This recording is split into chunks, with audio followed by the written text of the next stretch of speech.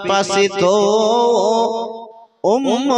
উম্মতেদের পিপাসিত উম্মতেদের পান করাবেন কমলে ওয়ালা আল্লাহুম্মা সাল্লি আলা সাইয়্যিদিনা মাওলানা মুহাম্মদ ওয়া আলা আলি সাইয়্যিদিনা মাওলানা মুহাম্মদ সাল্লাল্লাহু তাআলা আলাইহি ওয়াসাল্লাম।